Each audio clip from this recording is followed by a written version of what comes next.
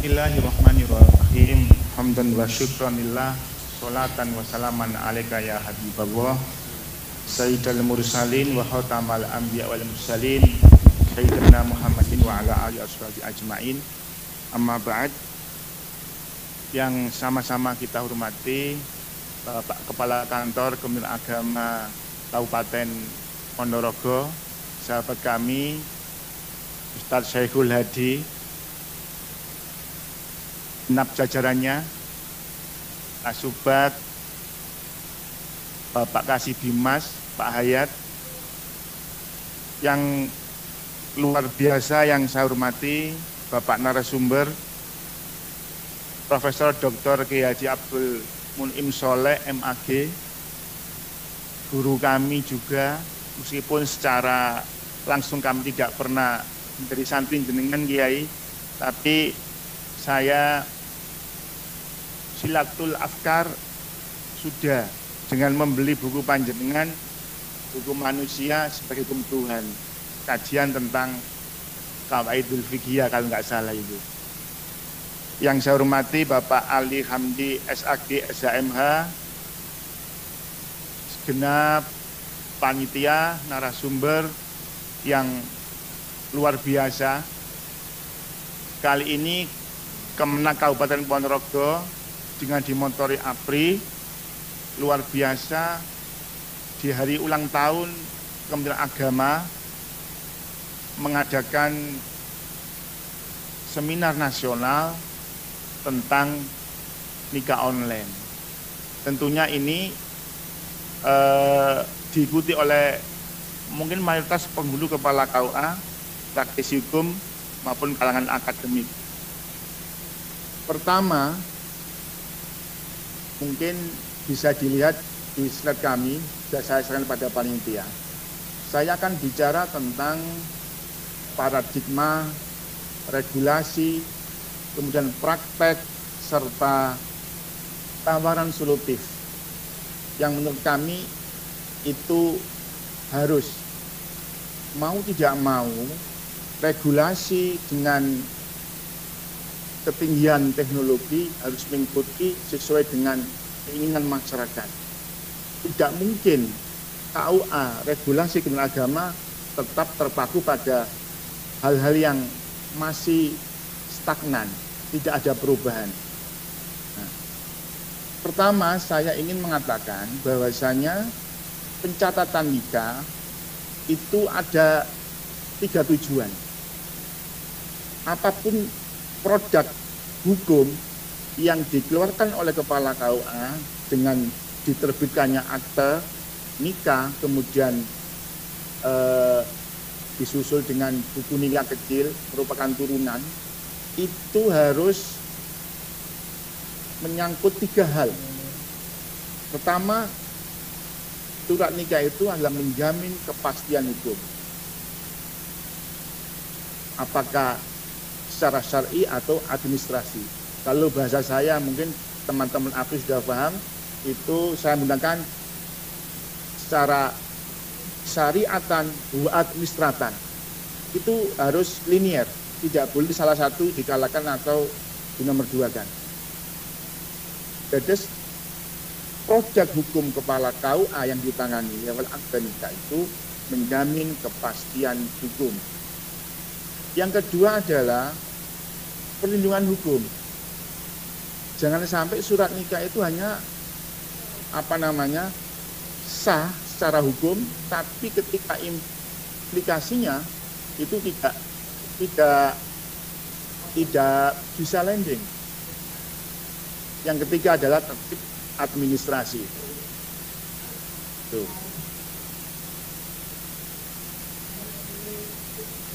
Dengan demikian kami menarik sebuah kesimpulan. Paradigma pencatatan nikah rujuk yang ada di Indonesia yang diimplementasikan oleh Kepala KUA itu adalah apa? Kebenaran syar'i. Jadi pelaksanaan akad nikah yang di KUA itu harus sesuai syar'i, syarat dan rukun nikahnya. Plus kebenaran administrasi nikah dan rujuk sesuai regulasi yang ada. Nah, mohon slide-nya yang pertama, Mas Operator. Jadi tentang paradigma ini tidak bisa ditawar. Jadi pencatatan nikah yang disahkan oleh kepala KUA itu tidak boleh bias secara syar'i maupun administrasi. Makanya dalam pendaftaran nikah, kemudian ada pemeriksaan, kepala KUA dilindungi oleh undang-undang, punya otoriti mengatakan bahwasanya ini legal untuk dinikahkan. Ini tidak boleh. Tidak boleh ada dua hal, kekurangan secara administrasi yang berlaku dan tidak sesuai dengan aturan syariat. Itu bisa ditolak. Ini dilindungi undang-undang dalam PMA 20 tentang pencatatan nikah itu sudah ada, dan tentunya kepala KUA dulu sudah memahami hal ini. Regulasi pencatatan nikah ini saya ambil ada 5. Pertama adalah Undang-Undang 2246. Jadi negara kita merdeka 1 tahun kemudian muncul undang-undang ini karena betapa pentingnya pencatatan nikah ini harus diatur oleh negara. Kemudian turun lagi Undang-Undang 3254 yang isinya mengukuhkan Undang-Undang 22. Kemudian lahir yang sangat definitif Undang-Undang 174, kemudian ada PP-nya. Kemudian ini yang tentunya yang dikeluarkan oleh Menteri Agama PMA 20 tentang pencatatan nikah. Tapi dari semua regulasi yang ada itu bisa dilacak, tidak ada satupun yang mengatur secara decisif, secara definitif tentang pencatatan nikah online. Itu belum. Nah, pertama yang menjadi pijakan dari paradigma itu adalah tadi itu kebenaran syar'i. Amanat Undang 22 itu dalam substansi memori penjelasannya. Ini saya ikhtisar ada 3. Jadi nikah talak rujuk itu dicatat oleh KUA dalam rangka kepastian hukum.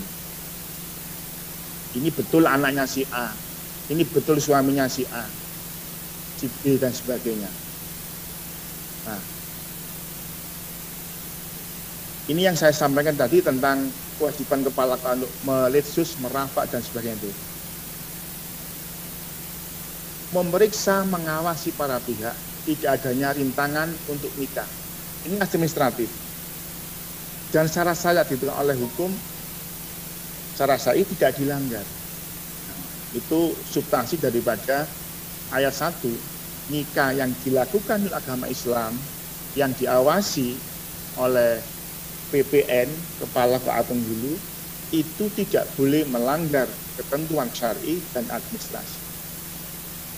Dan luar biasa ini semangat syar'ismenya Undang-Undang 22 yang kemudian turunan sampai Undang-Undang 174. Sadar bahwa founding father kita meretas Undang-Undang 2246 ini apa? Sampai perkawinan itu terkait erat dengan waris. Nah, ini yang jadi apa? Stressing kenapa undang-undang itu harus berparadigma kebenaran syar'i divalidasi, dikuatkan dengan kebenaran administrasi.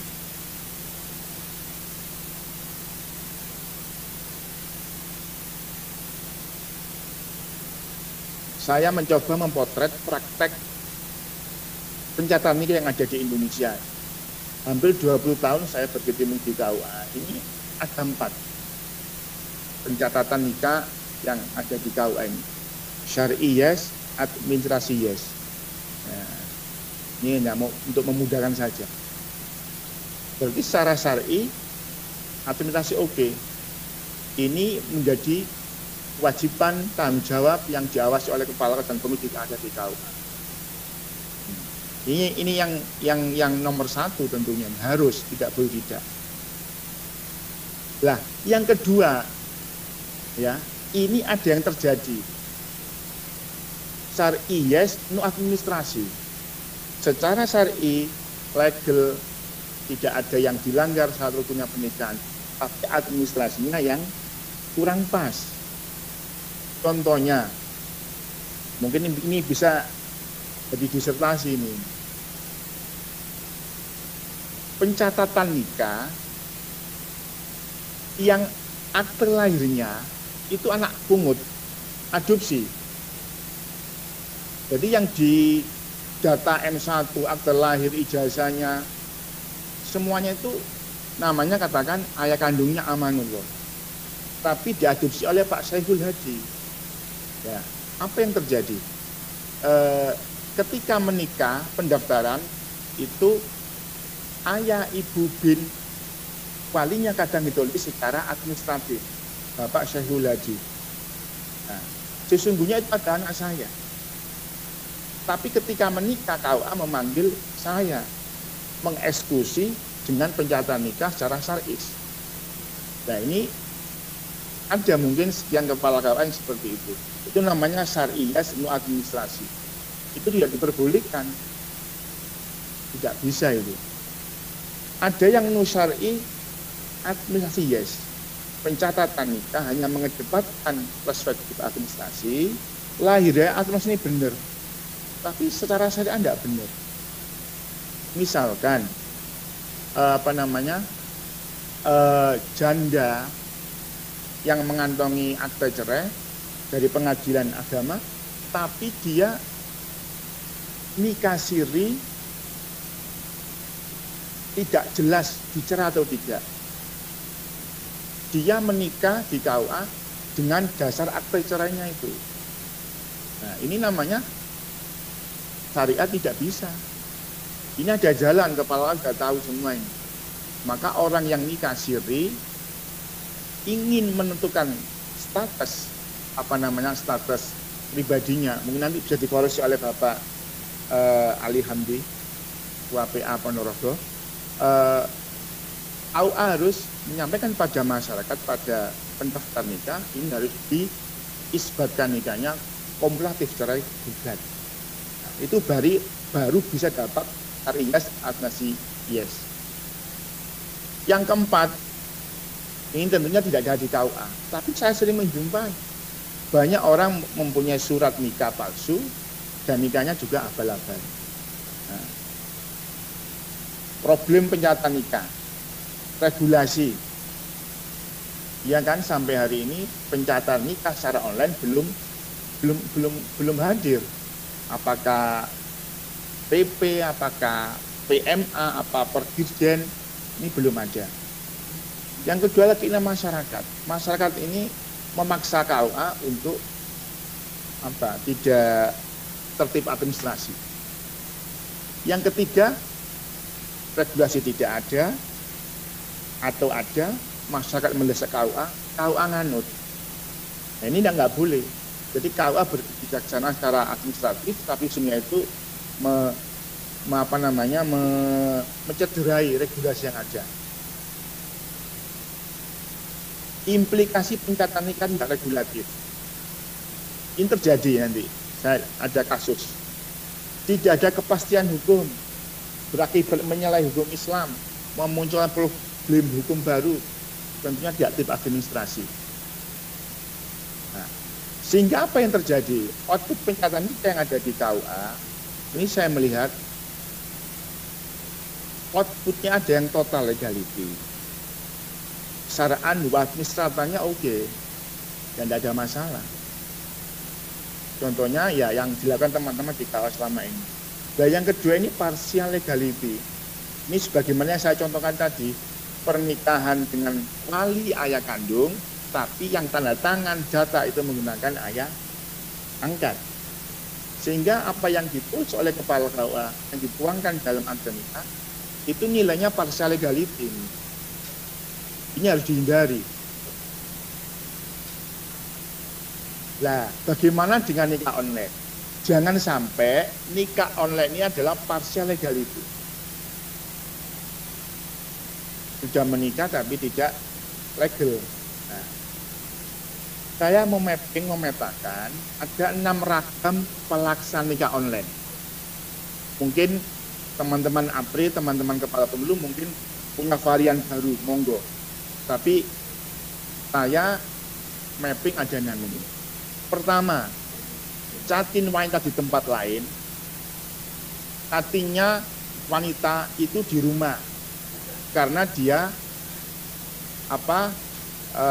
lockdown COVID atau di rumah sakit. Sementara catin pria, wali, dua saksi penggulutan itu dalam satu majelis. Ini terjadi di KUA Kecamatan Pakel, Kabupaten Tulungagung. Viral mungkin di YouTube di online ada, bisa dilihat. Banyak wartawan tanya kepada kami di Kanwil, Pak Amanullah, apakah sudah ada regulasi pernikahan online ini? Oh belum. Itu di Kecamatan Pakel ada. Nah, telepon saya klarifikasi kepala KUA-nya, Pak Khairul Anam, tidak Pak Aman.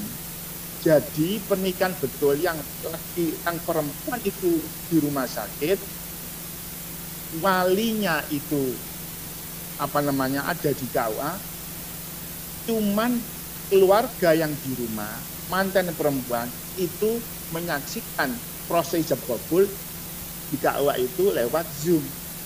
Cuman masyarakat mengatakan itu nikah online. Ini di KUA hal yang biasa. Nah, ini saya kira tidak jadi masalah ini. Ini di dunia KUA perKUA hal yang lumrah ini. Yang kedua, catin wali di tempat lain. Wali di tempat lain. Dengan tafil bil kitabah. Sementara catin pria, dua saksi pun di satu majelis. Oh, mohon maaf, saya keliru contoh. Nah, contoh pertama itu yang ada di KUA Mampang Perapatan, Jakarta. Nah, yang kedua ini yang ada di Kabupaten Tulungagung, KUA Pakel. Jadi pengantin putrinya kena COVID, kemudian walinya juga tidak bisa hadir sakit COVID juga, tapi menggunakan tafil bil kitabah. Yang ada adalah catin pria, dua saksi di KUA dan penghulunya. Ini pun juga nggak ada masalah. Jadi wali tidak bisa di dalam majelis akad nikah dengan cara tafil bil kitabah itu bisa. Dan ini hal yang lumrah sudah, meskipun tidak ada COVID, ini biasa jadi KUA. Jadi wali tidak hadir dengan tafil bil kitabah, yang ada nyaman catin pria, dua orang saksi dan penghulu. Ini tidak ada masalah. Nomor 3, catin banyak di tempat lain, catin pria di tempat lain dengan tafil bil kitabah. Agak beda sedikit. Catin perempuannya di rumah, catin prianya ada di luar negeri. Nah, wali ada di KUA atau di tempat lain, dua saksi penghulu, selesai. Ini sudah diatur ini dalam, nanti ada saya yang di sebelah bawahnya nanti regulasinya itu. Artinya negara, Kementerian Agama, Dirjen Bimas Islam sudah mengeluarkan panduan bagaimana seorang wali, seorang mantan laki-laki tidak bisa hadir. Yang jadi masalah ini, yang perdebatan, yang fihi qaulani mungkin bisa salah satu akwal. Nomor 456. Catin pria di tempat lain, catin pria di tempat lain, tapi tanpa tafil bil kitabah. Wali, saksi, kepala KUA itu menikah, wali menikahkan dengan mungkin media telekonferensi atau Zoom meeting atau sebagainya. Nah, jadi tanpa ada tafil bil kitabah, perempuannya di Surabaya, mantan laki-lakinya di Jeddah, penghulunya ada di KUA Kota Ponorogo misalkan. Ini jadi masalah. Jadi tanpa ada tafil bil kitabah, tapi ijab kabul melalui media Zoom. Nah, ini yang menjadi perdebatan. 5, yang kedua yang menjadi masalah, catin wanita di tempat lain, wali di tempat lain tanpa tafil bil kitabah. Jadi yang berjauhan itu mantan perempuan, walinya ada di Jeddah, menjadi TKW, kemudian pengantin laki-laki berada di KUA Kota Ponorogo, dan saksinya.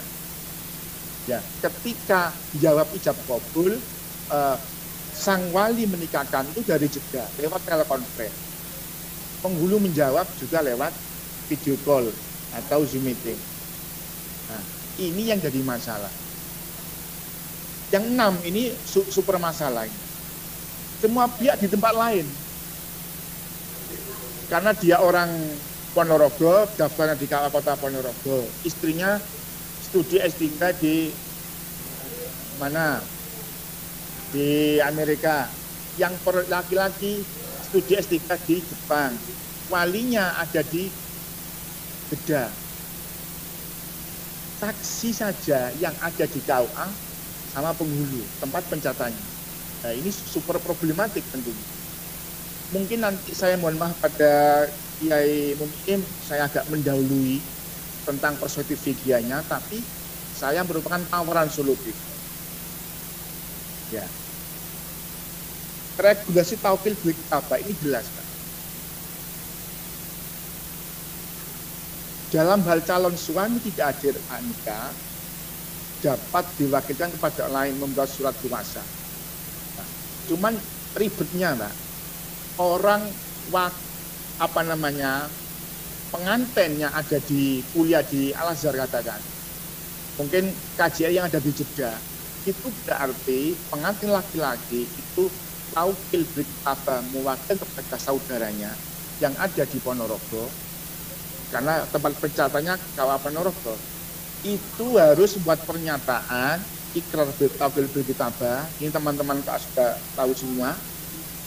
Harus ada 2 orang saksi dan dilegitimasi, dilegalisir di hadapan PPN luar negeri. Ini teoritik SOP kami. Kenapa? Menjamin bahwasanya pengantin laki-laki yang tidak bisa hadir itu betul-betul taukil bil kitabahnya tidak ada gharar, sudah ta'yin, tidak muskilah. Nah, ini sama, apakah walinya pengantin laki-lakinya, kalau tidak bisa hadir harus ikrar bil kitabah. Kalau dia yang ada di Indonesia harus diketahui di KUA di mana ia bertempat tinggal. Kalau di luar negeri harus dilegitimasi, harus di hadapan mendapatkan nomor tanggal stempel dari PPN luar negeri yang ada di KJRI di mana ia sedang mengirakan diri untuk taukil. Ini sama sudah kalau jadi. Problem nikah online. Saya melihatnya ada 2, sertifikat atau regulatif. Yang jadi masalah nikah online itu, saya melihat perdebatan diskusi para ahli itu ada 2 hal. Nanti bisa dikoreksi oleh Profesor Kiai Munim. Nikah online tidak satu forum, tidak ittihadul majalis. Ini kalangan Syafi'iyah tentunya mengharuskan ittihadul majalis. Nikah online berpotensi horor, belum ta'yin. Apa iya yang ada di pesawat telepon itu suaminya beneran yang ada di Jeddah? Apa iya itu walinya? Nah, meskipun ada media Zoom yang gambarnya, ini ada pendapat yang mengatakan itu masih kinayah. Boleh dalam konteks muamalah, tapi masalah pernikahan masih belum membolehkan. Nah, ini perdebatan mengapa nikah online tidak diperbolehkan. Nah, perspektif regulatif sampai detik ini nikah online secara decisif definitif belum ada. Apakah PMA, apa Persija yang menjadi pegangan teman-teman di KUA. Saya menawarkan sebuah solusi regulatif. Ini yang mohon maaf Profesor Kiai Munim, saya mungkin mendahului. Karena ini tawaran solusi regulatif. Mungkin pendapat yang pertama mengambil pendapat fikih yang mengesahkan melalui media online. Dua, nah ini yang ditunggu juga teman-teman kawan, diterbitkannya PMA yang mengatur nikah online. Ini apa ijtihad kami bagaimana menghadirkan regulasi yang bisa dipegangi oleh kepala KUA dalam mengeksekusi pernikahan online yang sah secara syar'i dan secara administratif. Pertama tentunya ya harus mengambil pandangan pendapat yang mengesahkan ijab kabul melalui media online. Nah, dari sisi regulatif bagaimana? Ini nanti sistem pendaftaran nikah online yang terkoneksi dengan KUA KJRI di mana para pihak berada. Hari ini, detik ini saya bicara dengan PPL luar negeri bisa, kalau nomornya ada.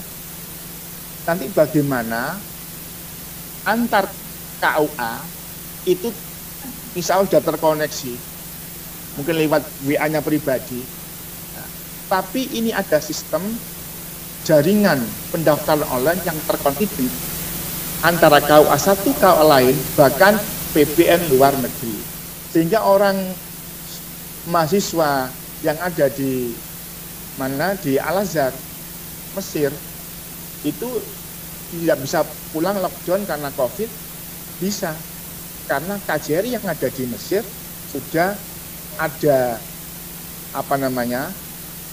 PPN yang terkoneksi. Misalkan mahasiswa laki-laki di Mesir, pengantin perempuan di kota Ponorogo, ya cukup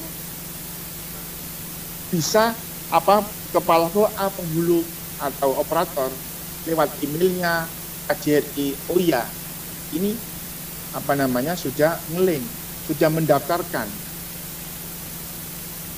Ya. Kedua, sistem administrasi verbal yang menjamin validiti para pihak sehingga tidak ada gol dan manipulasi. Makanya dalam PMA 20 tadi pasal 11 taukil bil kitabah itu harus di depan kepala KUA, sehingga nomor surat kepala KUA tanggal yang ditangkap itu valid. Nah, kalau ini sudah terkoneksi, insya Allah tidak ada horor, tetakin siapa walinya, siapa mantan lakinya, siapa mantan perempuan, semua sudah takyin. Nah, yang ketiga, ini pelaksana ijab kabul online melalui meeting ID dan paspor resmi dari kecamatan. Kalau secara administrasi verbal sudah terkoneksi bahwasanya betul si Ahmad mahasiswa Al-Azhar di Mesir sudah ada surat yang masuk ke KUA Ponorogo, divalidasi lewat email, mungkin lewat jaringan, kemudian kepala KUA sudah bisa mensetelkan bahwasanya iya ini Mas Ahmad mahasiswa di Mesir sudah taukil bil kitabah tentang pelaksanaan pernikahannya di KUA Kecamatan Kota Ponorogo. Tentunya ini ketika hari H pelaksanaan ijab kabul, meeting ID dan paspor ini resmi dari KUA Ponorogo. Saya kira tidak ada kesulitan. Itu pun yang menerima adalah PPN luar negeri di KJRI atau kepala KUA di daerah di mana laki-laki berada. Oh ini betul ID sama paspor resmi dari KUA yang akan menjadi tempat pencatatan pernikahan. Sehingga secara digital ini bisa dilalui dan muskilah yang diamini oleh pandangan fuqaha yang mengatakan tidak sah karena tidak ta'yin dan gharar itu hapus. Dan nanti Yai Profesor Mun'im akan memberikan ulasan seperti ini. Jadi intinya solusi kami bagaimana pernikahan online secara fikih itu landing, secara regulatif itu ada yang decisif yang ditentukan oleh Kementerian Agama tentunya. Yang kedua, solusi perspektif mereka yang tidak mengesahkan tidak kabul melalui media online. Jadi seandainya ya umpamanya mohon maaf Kementerian Agama Dirjen Bimas Islam memilih pendapat yang tidak mengesahkan. Nah, ini solusi yang kami tawarkan regulasinya. Jadi para pendaftar nikah, calon manten laki perempuan wali tidak usah risau. Ada meskipun tidak mengesahkan melalui online, tapi pelaksanaan wali yang ada di Jeddah, pengantin laki yang ada di Mesir tetap jalan dan legitimate, sah secara syar'i dan di undang-undang dan KUA bisa menerbitkan akte nikahnya, kutipan akte nikahnya. Apa tawaran kami? Diterbitkan regulasi yang mengatur pelaksanaan nikah yang tidak diatur oleh para pihak dalam pelaksanaan ijab kabul secara khusus. Yang mungkin cukup lewat edaran Dirjen tentang pelaksanaan nikah online. Nah, pertama apa? Sistem pendaftaran nikah baik online yang terkoneksi dengan KUA KJRI yang ada. Misalkan, ya sebagaimana contoh yang awal tadi itu, KUA tempat pendaftaran mengeluarkan surat nikah tempat mencala KUA Kota Ponorogo. Manten laki-laki ada di Mesir. Nah, dia sudah bisa mendaftarkan karena terkoneksi antara PPN luar negeri dengan KUA yang ada di Indonesia. Dua, taupil bil kitabah dengan sistem administrasi verbal yang menjamin validitas para pihak sehingga tidak ada gharar dan manipulasi. Saya kira sudah ada regulasinya di PMA 20 tahun 2019 pada pasal 11 dan 12. Nah, ini sebagai respon, sebagai transformasi pelayanan prima kepada masyarakat, KUA pada masyarakat publik, KUA kecamatan, KJRI tempat wilayah pelaksanaan. Kan mungkin tempat pelaksanaan nikah itu di wilayah KJRI atau di KUA kecamatan atau di tempat wilayah pelaksanaan. Misalkan tidak di KUA-nya karena prestis di hotel, di Masjid Agung itu bisa. Cuman KUA kecamatan atau KJRI tempat atau wilayah pelaksanaan ijab kabul dapat menyediakan sambungan online melalui ID pas-pas resmi. Kata teman-teman APRI, penggawean mana Pak Aman ini? Ya enggak apa-apa. Kalau sudah ada regulasi, kan nanti anggaran dimunculkan pada tiap KUA kecamatan itu. Jadi ini pandangan kami terkait pencatatan nikah yang dilaksanakan secara online. Nanti diskusi tentang apakah sebaiknya memilih regulasi solusi regulasi yang pertama atau kedua, nanti kami serahkan pada Profesor Dr. Haji Munim Soleh MAD.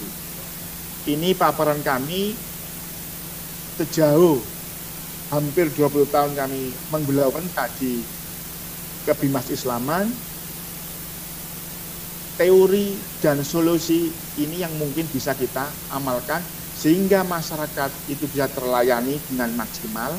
KUA juga melayani tanpa ragu karena ada regulasi, dan ini dipandang legal secara syar'i maupun administrasi. Demikian yang bisa saya sampaikan. Mudah-mudahan dalam diskusi ada perubahan, ada sanggahan. Ini merupakan tawaran dari kami. Mudah-mudahan ada manfaat dan nilai positif bagi kita semua. Terima kasih. Amin. Assalamualaikum.